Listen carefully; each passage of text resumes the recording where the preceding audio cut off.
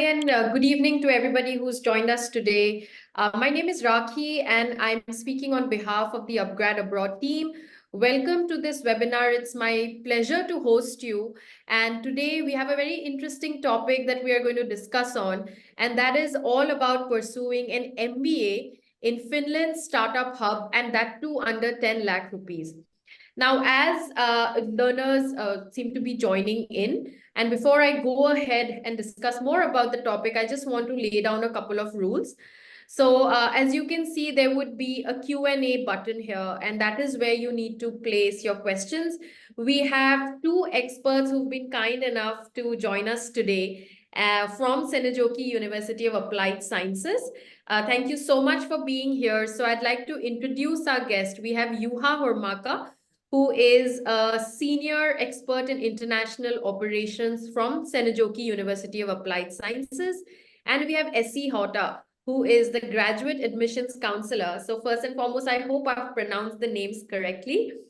But they are guests, they are experts when it comes to graduate admissions from Seinäjoki University of Applied Sciences, which is the MBA program that we are going to discuss of in Finland, which you all of you may be aware of, is one of the best education systems in the world and is also ranked #1 on the World Happiness Index.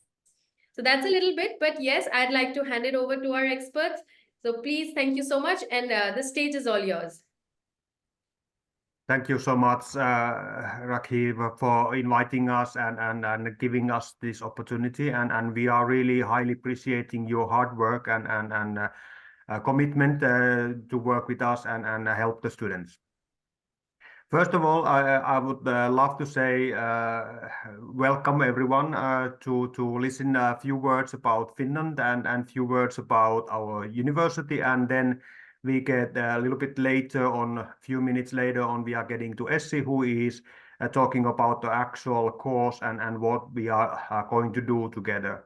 But I have to say that this is something that is really good opportunity to us to work with upGrad, really professional team who are like helping us to reach you all to this event and to be able to talk with you. We are international university and we are really proud to be actually in the world's happiest country, actually 6th time in a row.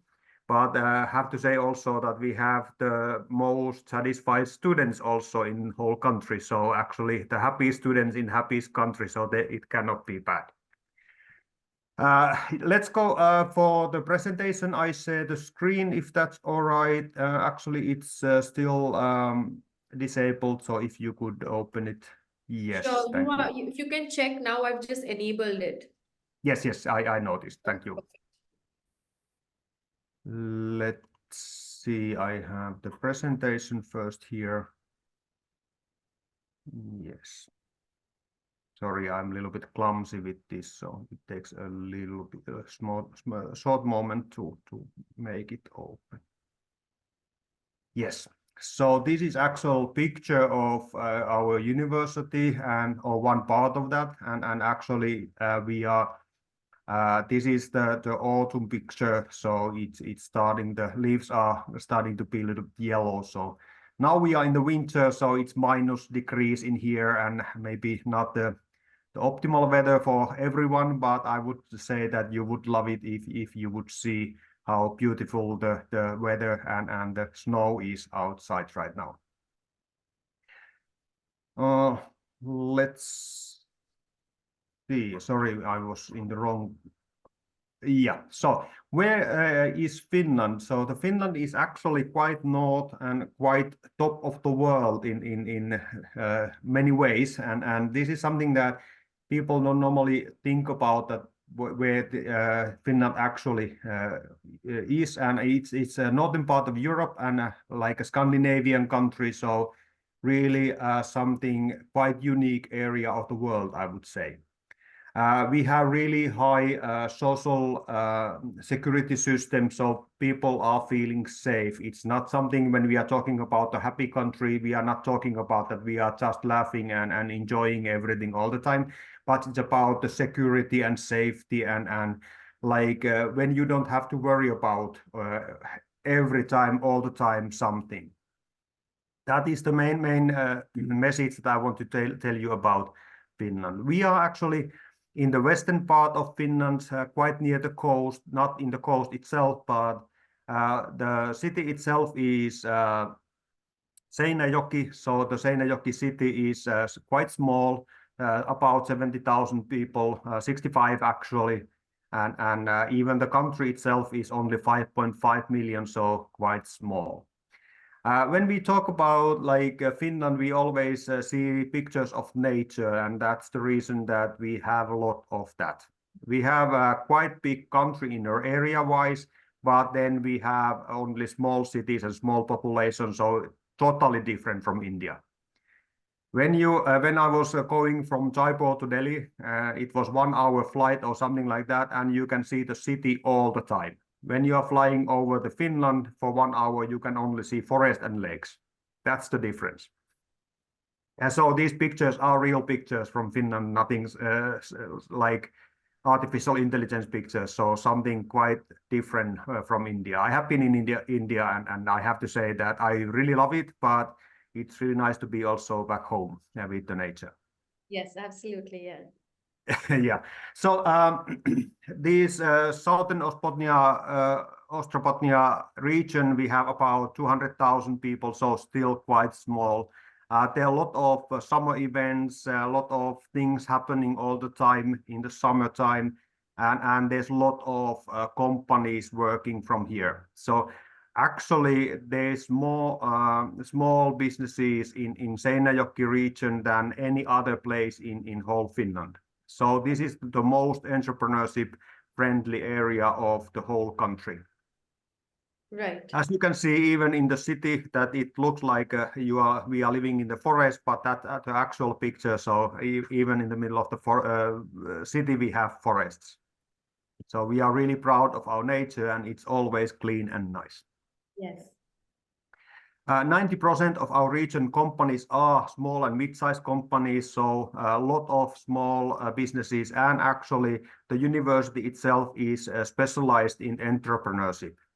So we even have the entrepreneurship society. So when the students have an idea of what kind of business they would love to do, we are actually helping you to establish that. There's always, even the government support sometimes to get things started and all this. So there's a really good chance to start your own business. If you have a good idea, we are helping you to build it. The unemployment rate is the lowest in whole country. So even in Finland, that we have really good work opportunity or the work situation, even in here, it's even a little bit better than most of the area.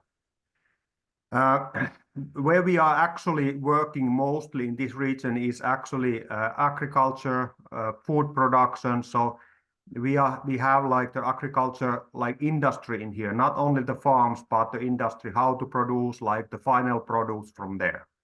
Also metal work and wood processing. So the small companies could be like manufacturing different parts of engines or like building components or whatever. I wanted to add this slide because this is something that people always say that Finland is extremely expensive country, but that is not true. If you are comparing the living cost for students, this is the living cost for students. We are in Finland, the students are supported by the Finnish government to get cheaper housing and cheaper food. So there are even students who say that they spend maximum of 500 euros a month to living cost, like the food and the housing and everything. We have the student apartments, so they are like opportunity to have like a shared apartment. So you have your own room, but you are sharing a kitchen and bathroom with 2 other students.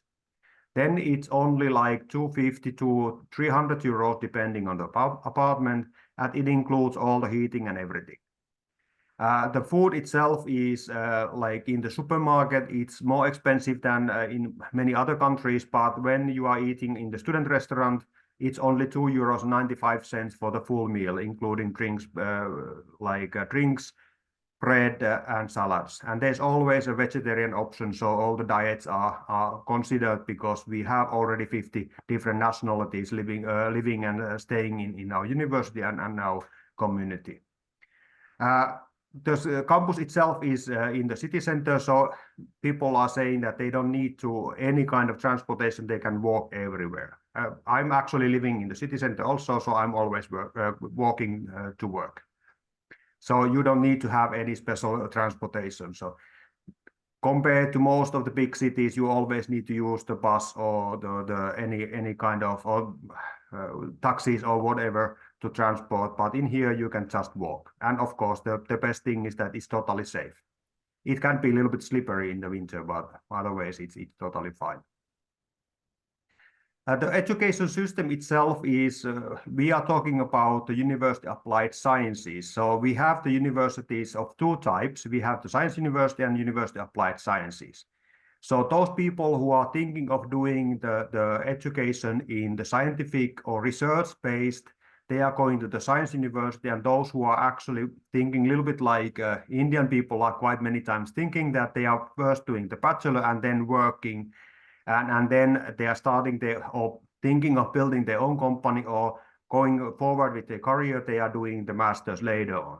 So that's the university applied sciences, how we think it. So people are doing the bachelor first, and then they are working for a little while. And when they have the competence in their work, they can be a manager in the company, or they can be working in the private company, or be an entrepreneur. Then they are doing the masters later on to be more qualified in that field.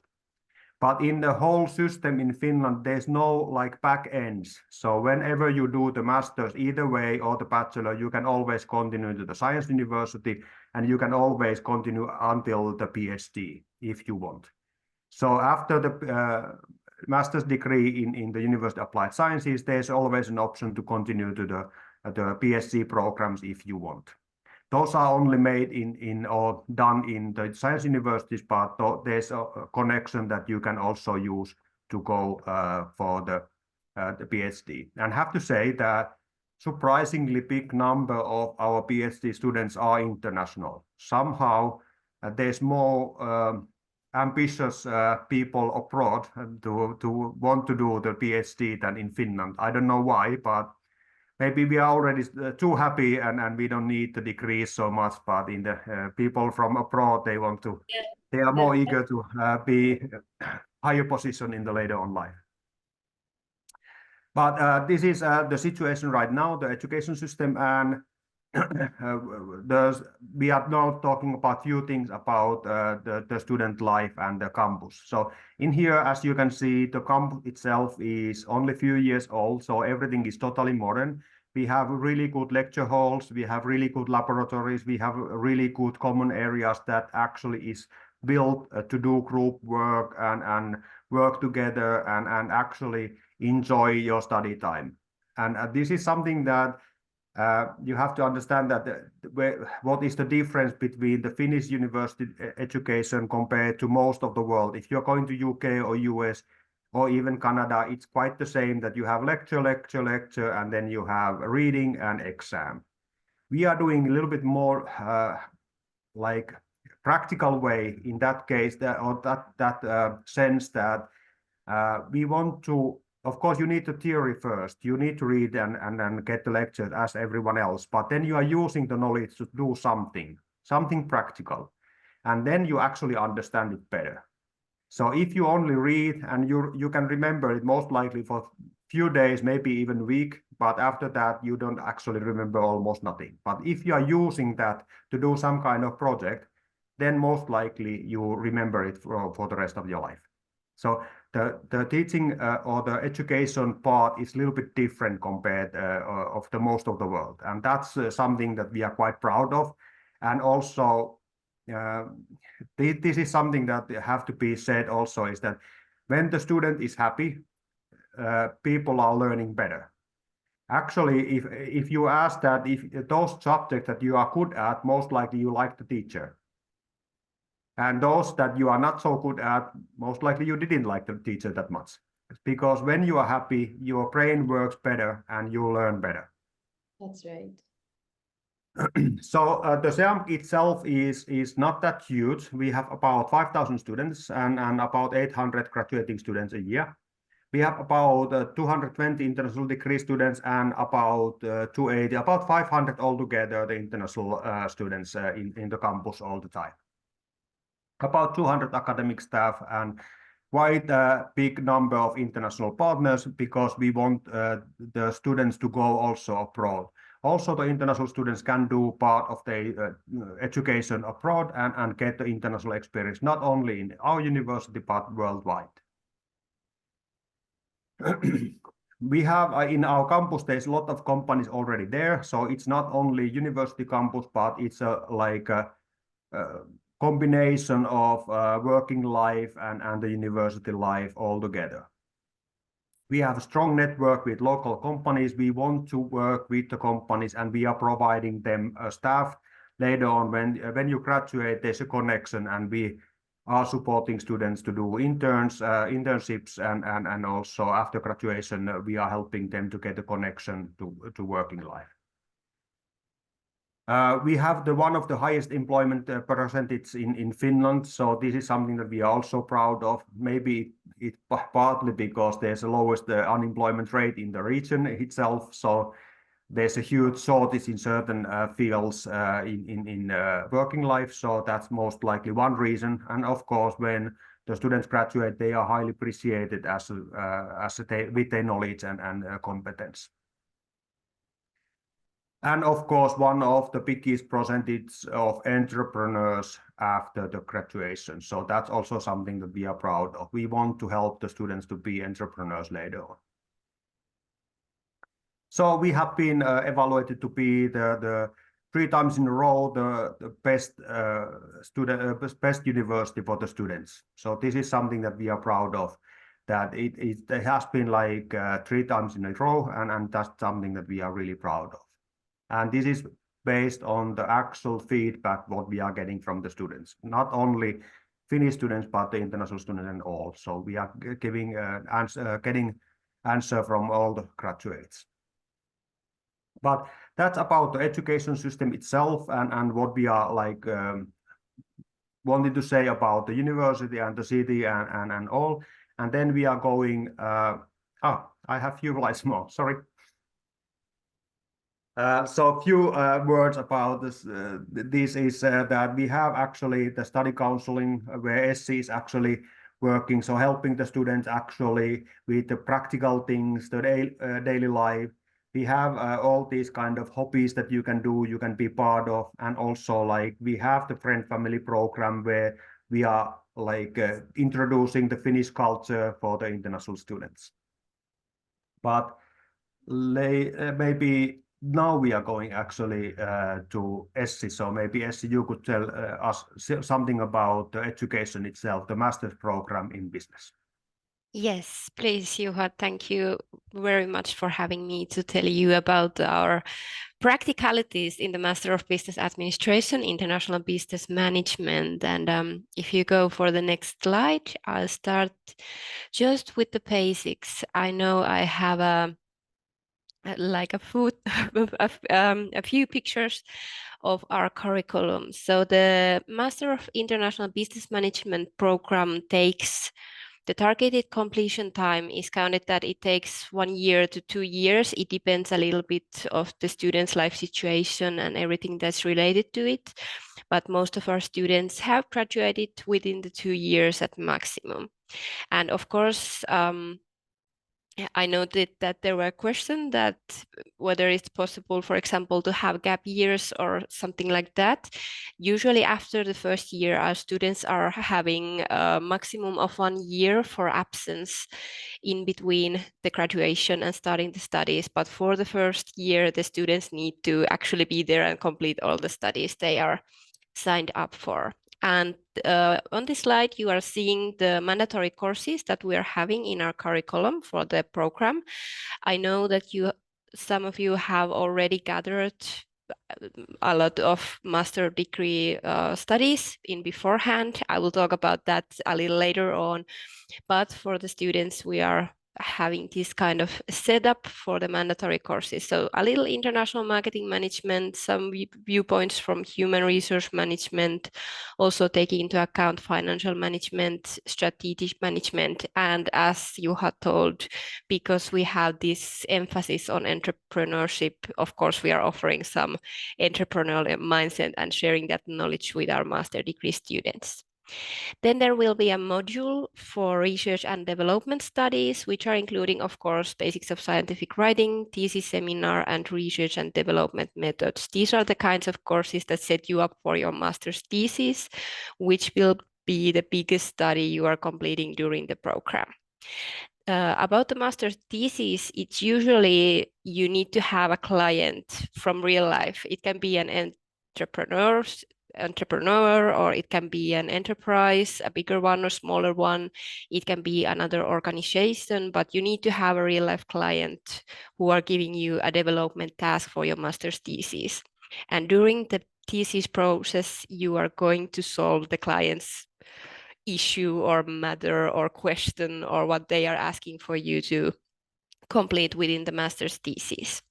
And of course, you will have help for it. You will be given a supervisor for your master's thesis who is always like keeping up with you and asking if you are going with the right research methods and asking the important questions usually for the student to have like a smooth and good process for the client.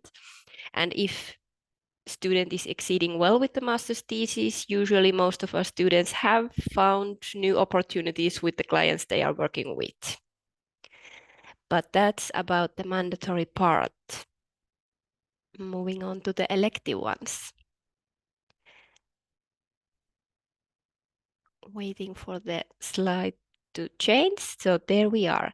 And like I said, we have that mandatory part, which includes the master's thesis and all the mandatory courses. That will be around 60 credits for student to complete. And in addition to that, the student will also get to choose some of our electives according to his or her plans, what you want to achieve in your career and how you want to emphasize your degree program, what you want to deepen your knowledge with. And we have a few modules for there. So there will be project management, digital marketing, management and leadership, and entrepreneurship modules.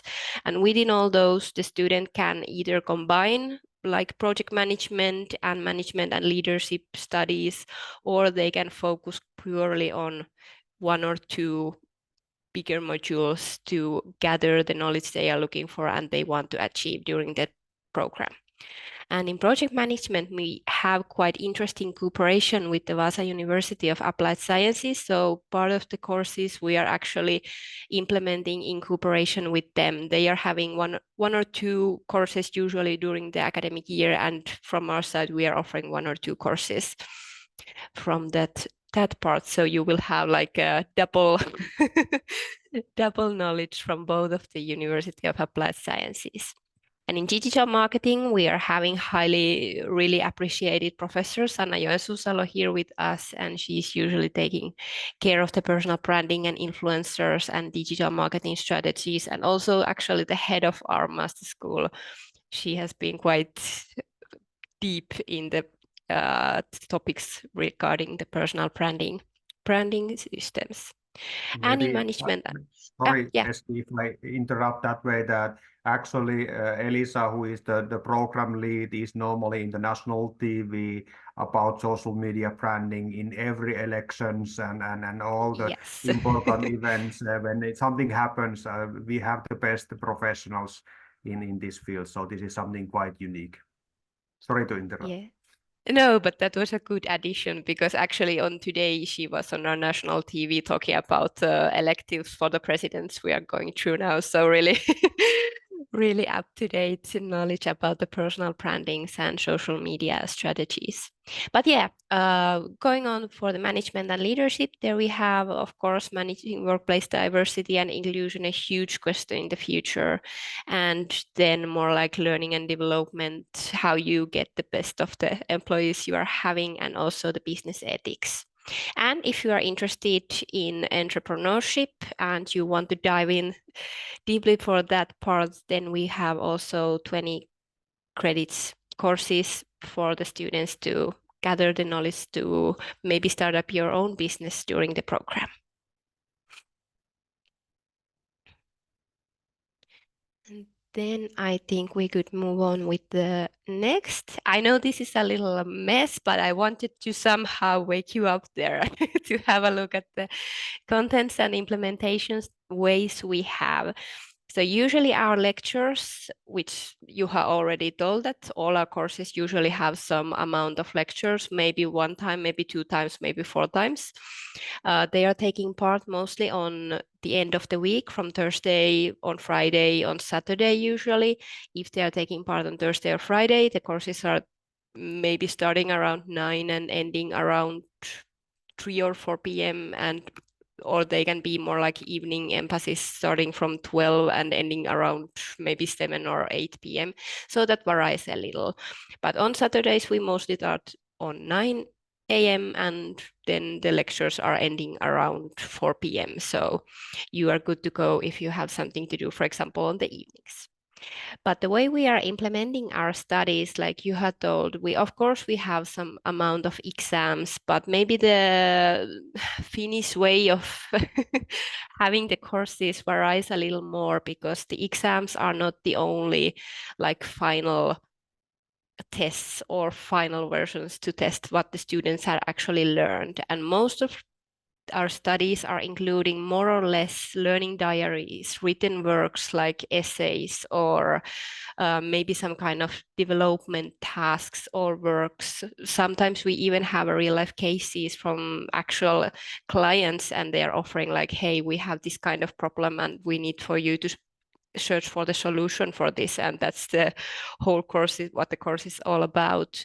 And then of course we have different kinds of projects or like peer reviews about the written works.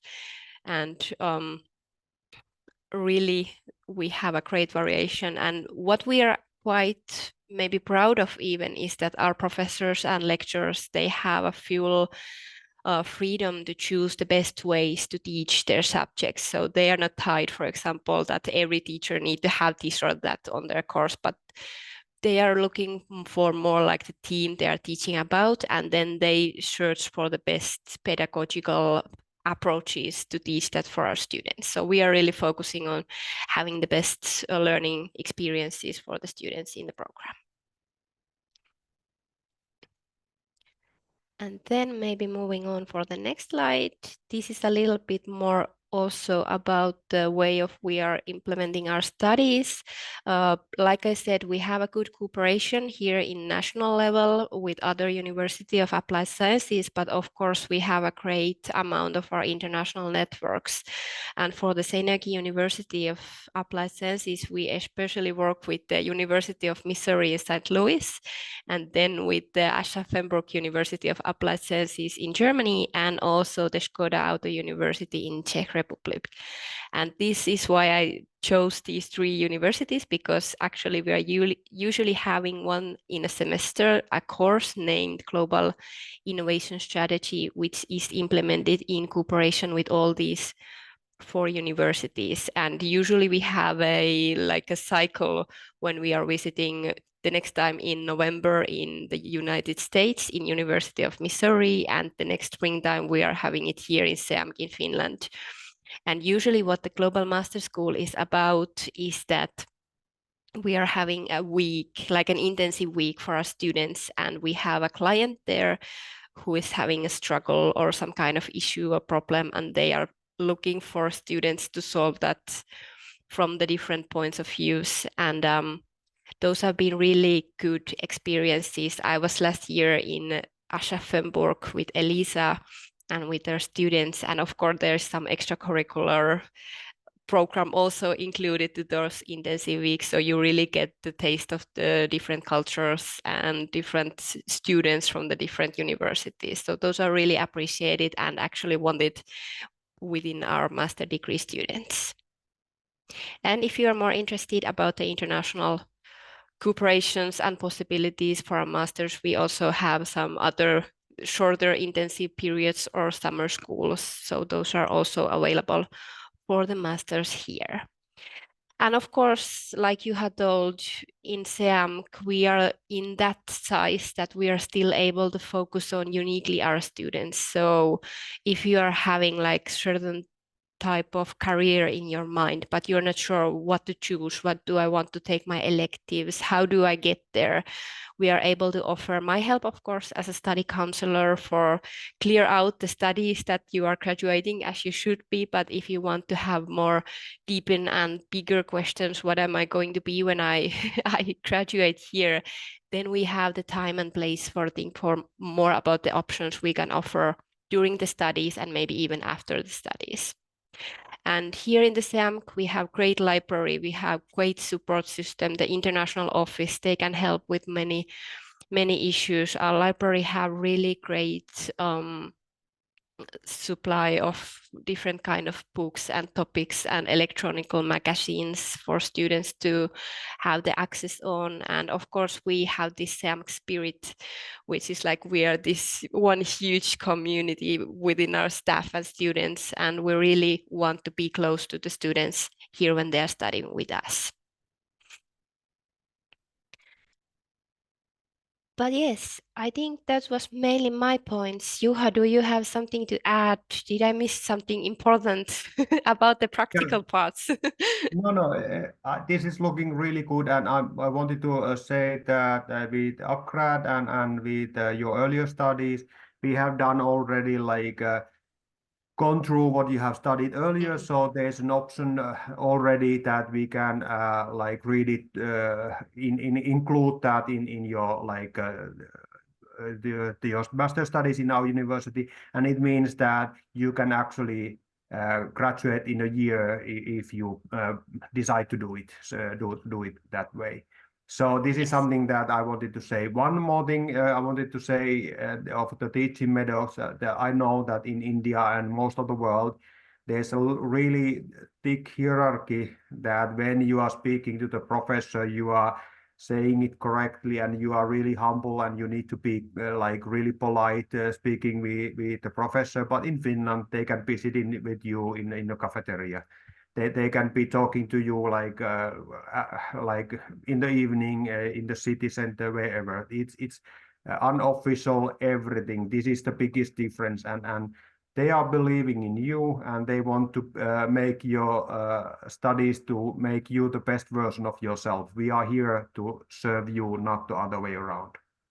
But maybe that's about these. And one more thing is that we were talking about in the questions that there's a question about the tuition fee. So it's 11,500 for a year. And if you graduate in a year, so it means that that's the total sum for the whole course. The other thing is that when you are getting the acceptance letter, and if you are getting it, of course, then it means that if you pay in 3 weeks after acceptance letter arrives, then you can get 10% off as an early bird. So these are the like the scholarship what we can offer for this year. Sure. Thank you so much, Juha and Essie. That was a very elaborate and extensive and a very informative presentation. I think that, you know, so many salient points that you have covered. Welcome. First and foremost, about the country in itself, you know, about the kind of living conditions that you offer in Finland. And no wonder that it is one of the best education systems that there is. It's obviously very beautiful. And, you know, I think I particularly like the fact, which is, of course, very, I think this is also something that most of our learners will relate to, is how much Seinäjoki Institute of University of Applied Sciences is preparing students for entrepreneurship and for work in these regions. So that's very incredible. And when a student is going abroad, I'm sure that most of them want to tick most of the boxes, whether it's about the country, the university, the kind of assistance they're going to have from the university to pursue their careers. And it's wonderful how everything is coming together for SeAMK. I do see that we have many questions from our learners, and I would definitely want to use the next 20 minutes for them to be answered by the both of you. So I will take the very first question, which is from a person whose name is Syed, and they ask, is there any experience needed after completing a BTech for MBA? And I will just rephrase this for everybody else who has similar questions. So what is the eligibility criteria for the MBA in International Business Management? Yes, so for the our business masters means that when it's the University of Applied Sciences, you need to have the work experience between your bachelor and the masters.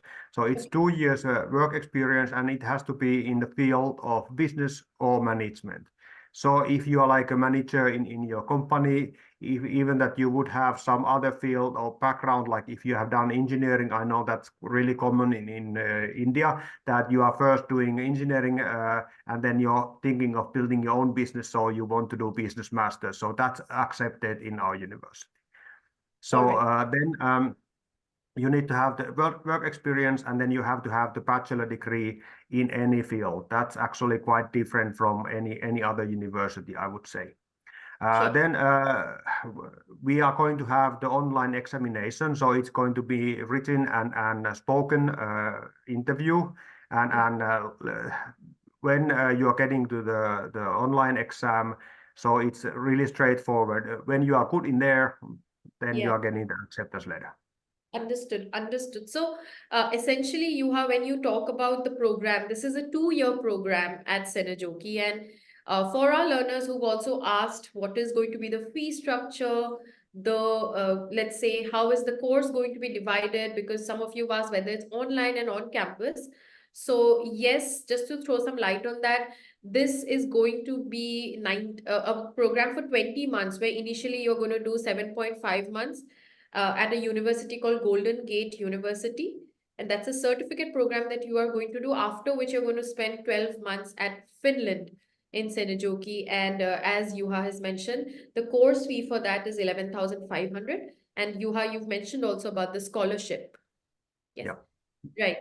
Right. So Juha, one of the questions that come to my mind, and what our learners are also asking, is with respect to work opportunities after they have completed their graduation, let's say the post-graduation. So what kind of opportunities are there in Seinäjoki, and where do students, after they graduate from Seinäjoki, where do they usually go? Which are the most commercial hubs where students get absorbed? Yeah.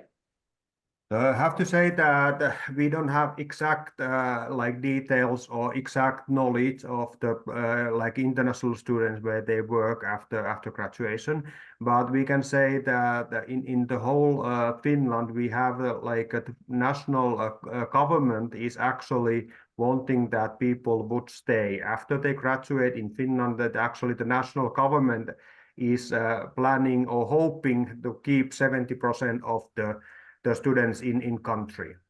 The work opportunities, that's always depending on the student, and we cannot say or promise anything, but we are of course helping and supporting the students. I have to say that in the Seinäjoki region, there's of course quite a limited number of work opportunities like right away after graduation. So quite many are moving to better paying salaries and better options in Helsinki region, the capital region. That's of course the biggest market area, and when you are like coming from abroad, you don't care so much if you are living in certain area or not. So that's why one reason that when it's so much easier to get the job. So actually the Finnish law says that when you come as a student with a student resident permit, so as a student, you are allowed to work for 30 hours a week. And actually this is the master's program is built, like Essie said, that it's built that you have some weekend studies also. So quite many students are working during the studies. That's why it's built in that way, that you are doing partly in evenings and in the weekends. But like it's not something that we can guarantee to anyone. And of course we are supporting, but that's like we don't have any percentage how many people are finding a workplace. But I would say that quite many of our students who are actually studying right now, they are still working during their studies, and after graduation we have one of the highest percentage in Finland to get a job. Yes. But yeah, as I said, it's not guaranteed. Can I Absolutely. add one thing to you, Sure, please. So yes, because the international master program is really interesting also for our Finnish students. So there will be both Finnish students and international students studying the program. And that has the benefit that, of course, the Finns who are already usually working some kind of entrepreneurs or they are having their own companies, you have the links then within your colleagues and study mates to, broaden your views here. And I know that some of them have had great opportunities, maybe from a colleague, or maybe they have heard that, okay, in that company, or they are missing some workers. So definitely a good way to have the networks here in Finland. Absolutely. I think that's very incredibly important to have a good peer bonding and a peer network like you suggested. And obviously that provides for more exposure. What really struck me in the presentation was that it has the highest employment rates in Finland, and also the highest percentage of students who go into entrepreneurship. Juha and Essie, if you can tell us what is the percentage of employment for both, if it's possible? I don't know actually the percentage itself. Okay, Do you know, sure, Essie? right, right. I haven't checked the latest ones. If you want, I think we can check it afterwards and get back to No. you. But unfortunately, I don't have it I think cleared that for this meeting. I looked from this national database last time. I think that it was something like over 90% Okay, of graduates are like that's great. getting. I think that it was something like 92 or something. But like you have to remember that some of the students are continuing as a student later on, so they can go studying, and some are like starting their family, so they are not in the working field. So like in Sure. Finland, you getting paid to stay at home with the children. So that's also one reason why people are not working after graduation. So it could be that they have some Yeah, small children at home and they are staying at home. So the percentage doesn't tell everything, but it has been around 90, I think, that a little bit over 90. that's great. That's incredible. I think 90% is a very good placement rate to begin with. Yes, and also when I do see that there are so many questions from our learners, which is with respect to age criteria. I would like both of you to take it up. Is there any maximum age for the candidates that you will be admitting? So I do see that learners are saying they are 36 years of age, but they have several years of work experience. And there are also mid-career professionals who are very inclined to go ahead with this MBA program. This is something that for Finnish people it's quite funny, because Okay. in Finland we think that everyone is supposed to learn for full of their life, and like Okay. even that I'm 50, I just I was just a master's doing the second master, so it's quite normal that whatever age you are, even that you are 60, that you are going to retire soon, you then still go to the university and study. So Wow. there's no age limit, none so ever. So That's you are incredible. always welcome. That's Yes, and we incredible. highly appreciate the continuous learning mindset. So definitely we are welcoming students of all ages. Of all And have ages. to say that we highly respect the experience of these Yes. older or more experienced student work, like co-students who are helping actually the youngers with many of the practical things that maybe the young ones they haven't been involved with yet. So Sure, sure. That's incredible. You have a continuous learning environment. I think that's something that very few countries would offer. And of course, there are sometimes certain challenges with respect to visa application, so on and so forth. So here, again, learners want to know about the post-study work visa, which is after they complete their graduation. I believe it's for 2 years. You can help us understand that in greater detail. But also, does age play a big factor in allowing for this post-study work visa, or there is no hindrance even when it yeah. comes to that? So for getting the student resident permit, Yeah. it's you need to have a study place, of course, and you need to do studies. Of course, when you are a student, if you don't do the studies, then you are actually not there as you should be as a student. So actually, then you can even lose if you are not if you are coming here to work. Then you are losing your student resident permit. I have to underline that. That's the really Yeah. important part. But after graduation, we are giving, when you are applying for the student resident permit, you are getting the student resident permit for the full time of your studies plus That's 2 years. plus 2 years. Okay. Yes, so you are able to stay in the country for 2 years and look for like work. And that's something, like I said, our government hopes or plans or do everything what we can to keep at least 70% of the students in the country and stay here. That's our like, if you compare to US, Canada, Australia, New Zealand, they are kicking you out immediately when you graduate if you are not don't explain really carefully why you should be able to stay. In Finland, we think it the other way around. So we hope to keep you and almost like try to force you to stay. We are hoping that you would stay. That's the difference. Wow. Well, I think that will assuage a lot of feelings for our learners. And of course, also to highlight the post-study work visa that Yuha has so nicely explained about. It's for 2 years and it's essentially a job-seeking visa. 2 years is a very, very good time and ample amount of time that you're getting in your hands. And yes, of course, that's a very good relation you have drawn when you speak of education in Canada or US, because they are obviously a lot more stricter. Right. You have also, when it comes to eligibility criteria, do you have any requirement for English proficiency? No, it's tested on the exam. Yes, yes. All right. And how difficult or easy it is for students who, let's say, do not have any Finnish language proficiency to get absorbed in mainstream companies? Do they require you to know some basic level of Finnish language? I would say that, of course, it helps a lot. And we of course, support everyone to learn Finnish. And that's something that we hope that everyone would learn Finnish language.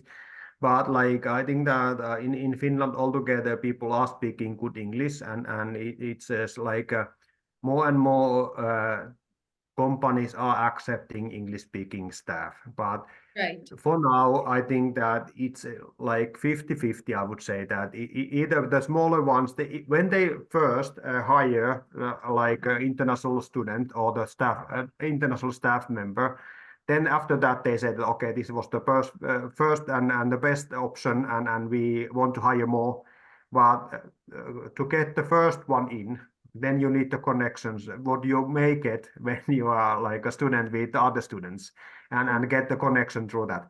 But of course, the bigger companies are already working in English, and of course that's something like if you are thinking of Nokia or like Kone or these kind of companies, those are like international already. So those are, yeah, of course, English speaking automatically. But like there's a lot of staff members, not a lot, but at least some of our staff members are international, and we were just talking with Andres today and said that he needs to speak Finnish, and we were talking Finnish only to him the whole lunch break, and he said that okay, he tried to learn more, but it was much more than a joke. I would say that it's all right that he's only speaking English to us, but we try to support Finnish speaking to him also. Finnish speaking, absolutely, absolutely. And I gather university itself will provide you resources to learn Finnish, or would there be any kind of community colleges nearby that can assist you in learning the language? Essie, maybe you know. Yes, I can answer to this one. So, in the master business degree, we can't have any Finnish language courses or any other language courses included, unfortunately. But of course, in our university, we have the structure and the possibilities for our students to achieve the almost like the level of Finnish they want to achieve. So if you want to go even more pro, you are able to do so, and we are really encouraging you to do so. And of course, we have like one community college quite close here in our campus area, and they are offering really good Finnish courses. And of course, I know that there are some other parties also offering Finnish for students from different backgrounds. So that's really good covered here in our area. Sure. Are the students are they able to take the like bachelor level courses if they want? Is there any extra charge for that?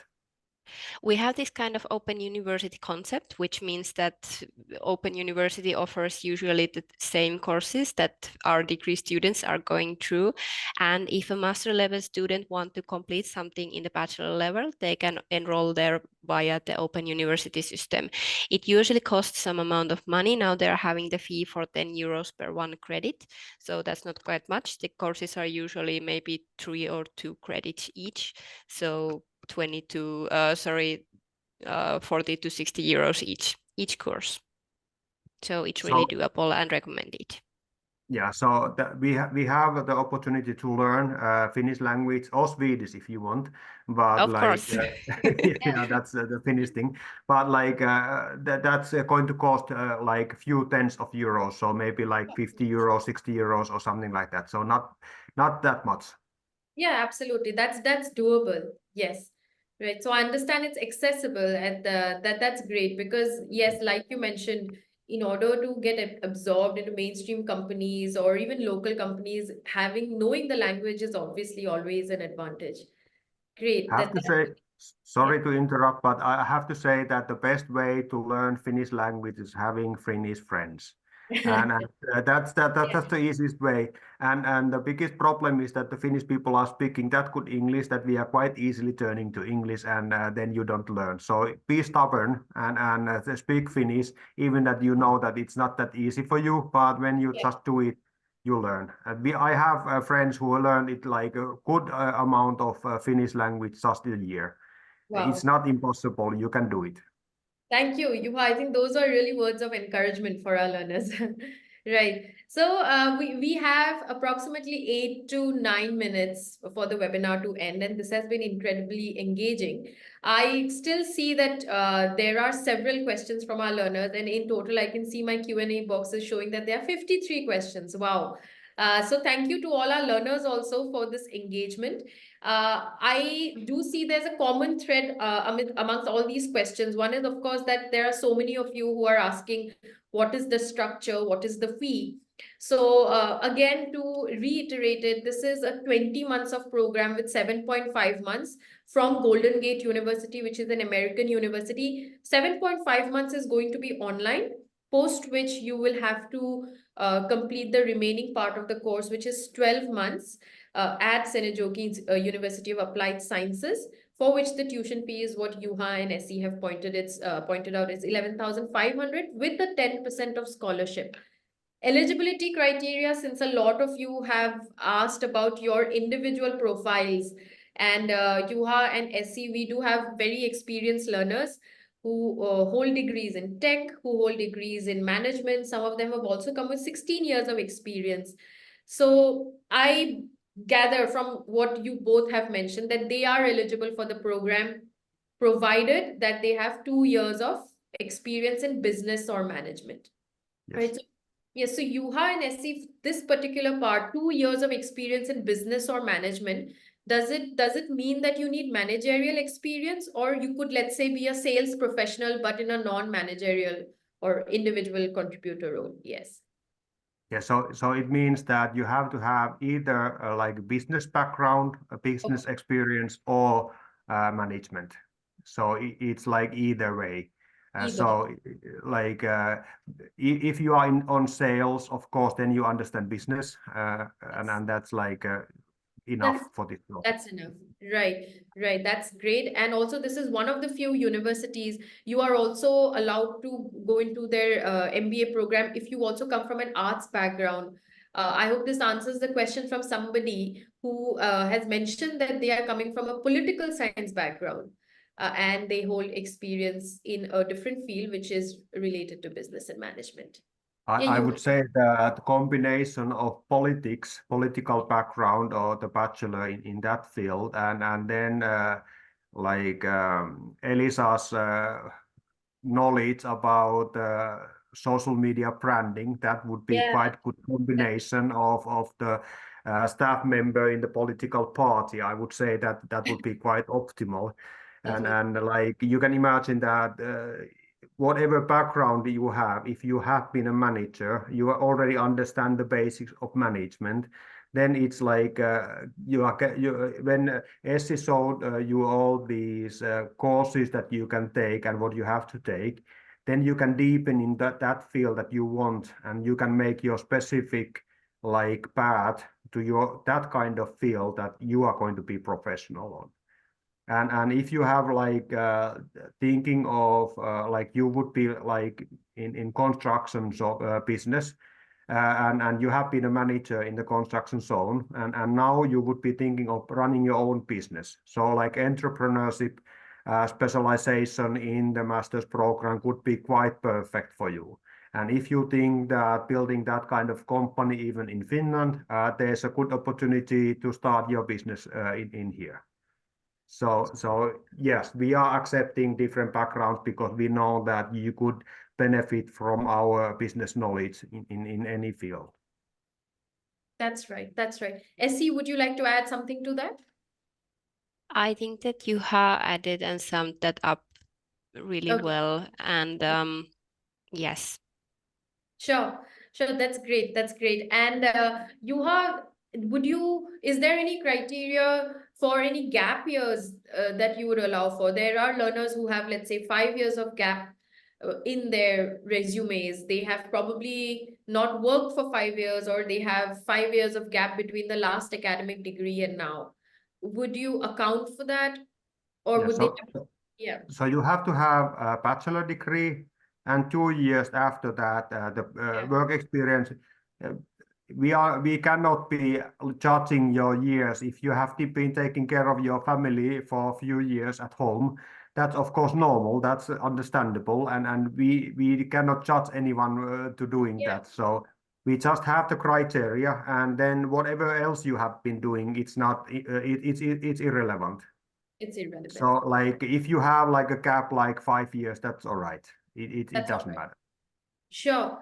I hope that answers the questions for our learners. I can see there's a question from Satish. You've mentioned that you have 14 years of experience in the manufacturing industries, but you have 5 years of gap in education. So yes, I believe you're eligible for it. But yes, the MBA that we are speaking of is one in international business management, and not what you've mentioned, supply chain management, in your question. The final question that I'd like to ask you, so I believe most of the questions have already been answered because, as I said, it's a very informative presentation. But this is with respect to life in Finland after graduation. So post-study work rights, you've mentioned there are 2 years, but there are students who'd also like to take their dependents along. Let's say they have a minor child or a spouse. So what are the conditions governing that?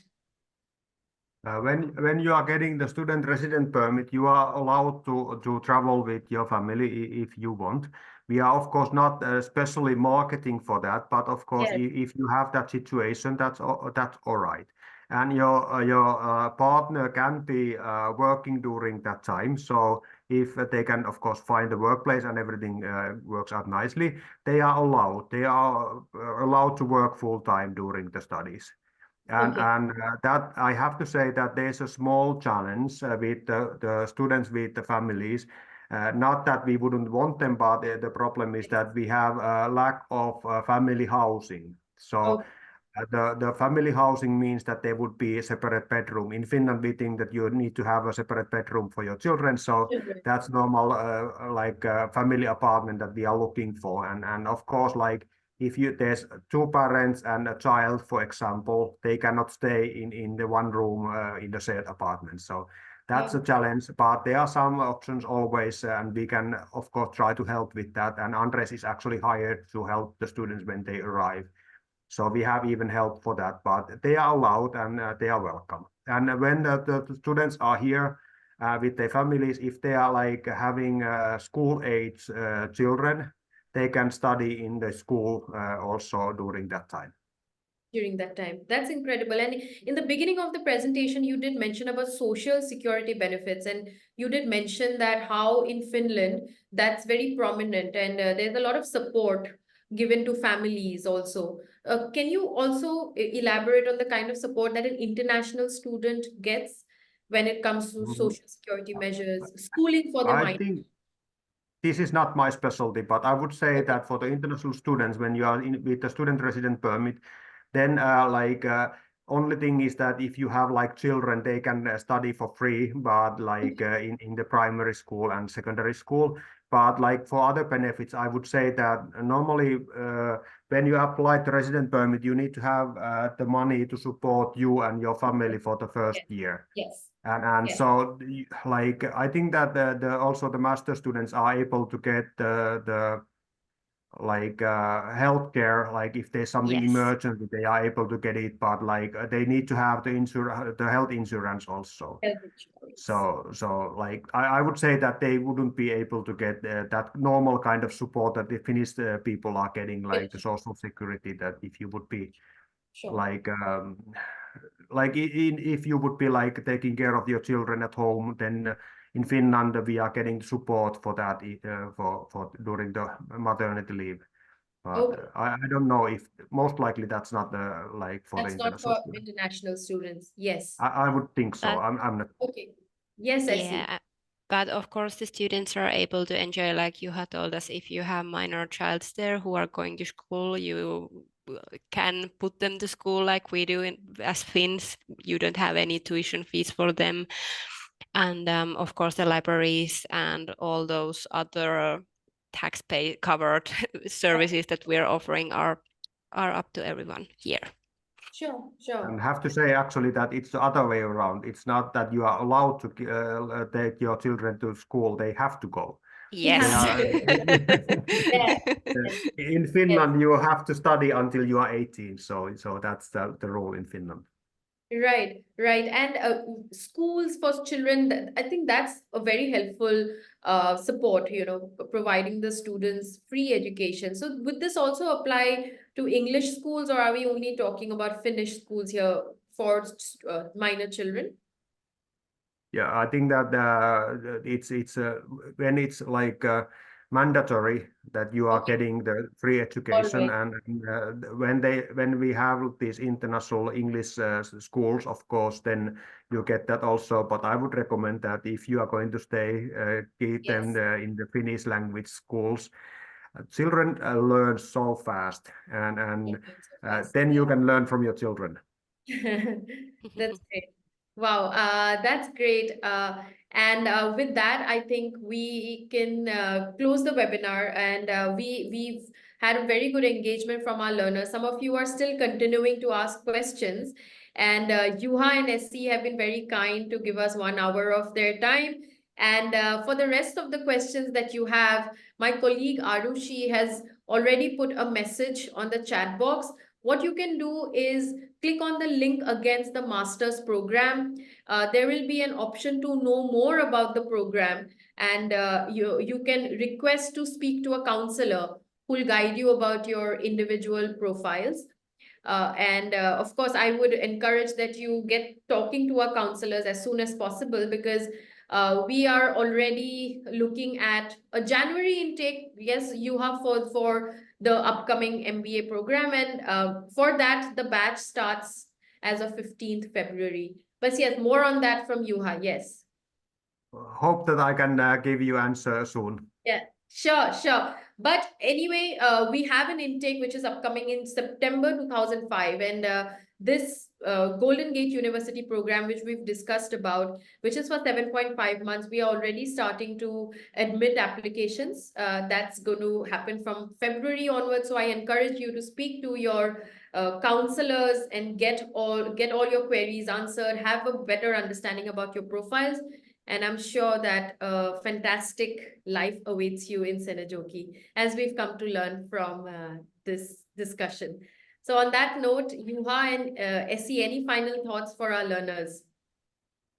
Thank you so much for everything, and this is a good opportunity to us, and to be honest, I'm really happy to see more students, international students in our campus. It's always a pleasure to see the worldwide people joining in the campus. And as Essie said nicely, that it's not only about what you learn, but also who you know, and you get connections worldwide when you are getting these kind of opportunities.